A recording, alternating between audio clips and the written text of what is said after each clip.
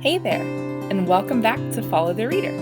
Today we're going to be reading Pete the Cat and the Bedtime Blues by Kimberly and James Dean. Pete and the gang had a great day.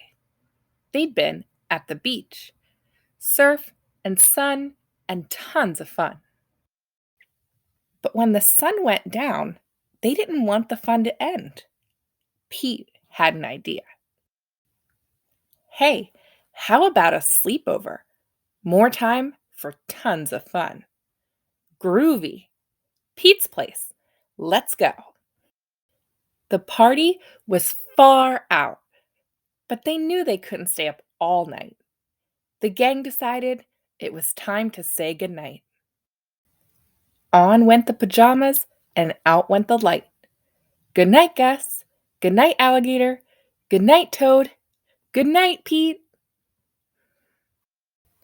Pete was just about to catch some Z's when clap, clap, clap. Who did that?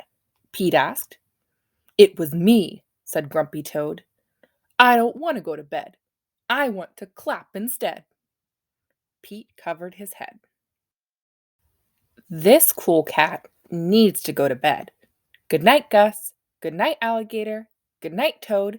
Good night, Pete. Time to sleep. Pete was just about to catch some Z's when rat-a-tat-tat. Who did that? Pete asked.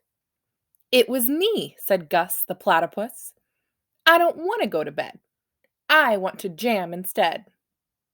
Pete covered his head. This cool cat needs to go to bed. Time to sleep. Good night, Gus. Good night, alligator. Good night, Toad. Good night, Pete.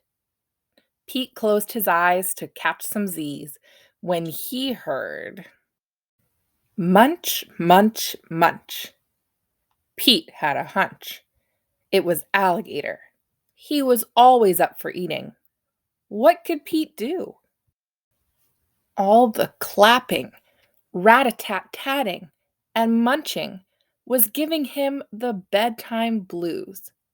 Pete had a groovy idea. He got out his favorite bedtime story and started to read, first to himself and then to the gang. Pete noticed it was finally quiet. No more clapping, no more rat-a-tat-tatting, and no more munching. They all settled down. No one made a sound. Pete yawned and turned off the light. Good night, sleep tight. Time to catch some Z's.